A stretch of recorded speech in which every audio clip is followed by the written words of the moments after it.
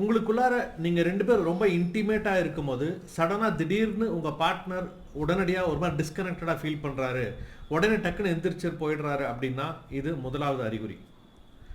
சமீப காலமாக உங்கள் பார்ட்னர் உங்களுக்குள்ளே இருக்கக்கூடிய அந்த இன்டிமேட்டான ஹேபிட்ஸ் இருந்ததில்ல, உங்களுக்குள்ள நல்ல நல்ல இன்டிமேட் ஹேபிட்ஸ் இருந்திருக்கும், அதையெல்லாம் கொஞ்சமாக நிறுத்திக்கிட்டே வராரு அப்படிங்கிறது இரண்டாவது அறிகுறி.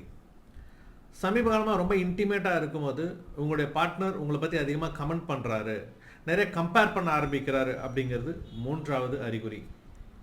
சமீப காலமாக உங்களுக்குள்ளே இருக்கக்கூடிய அந்த இன்டிமேட் ரிலேஷன்ஷிப் கொஞ்சம் கொஞ்சமாக குறைஞ்சிக்கிட்டு வருது, எமோஷனல் கனெக்ஷன் அப்படிங்கிறது கொஞ்சம் கொஞ்சமாக குறைஞ்சிக்கிட்டு வருது அப்படிங்கிறது நான்காவது மிக முக்கியமான அறிகுறி.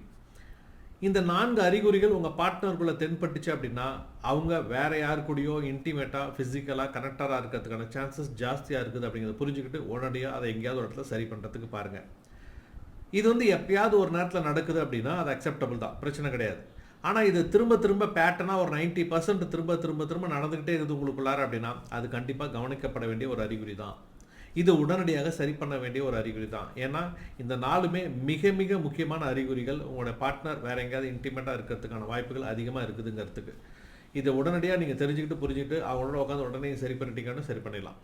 அப்படியே நீங்கள் பேசாமல் விட்டுட்டே இருந்தீங்க அப்படின்னா கண்டிப்பாக பின்னாடி ஒரு மிகப்பெரிய பிரச்சனையாக தான் இது உங்கள் வாழ்க்கையில் முடியும். புரிஞ்சுக்கோங்க, வாழ்க்கை உங்களுடையது. மீண்டும் அடுத்த வேளையில் சந்திக்கிறேன்.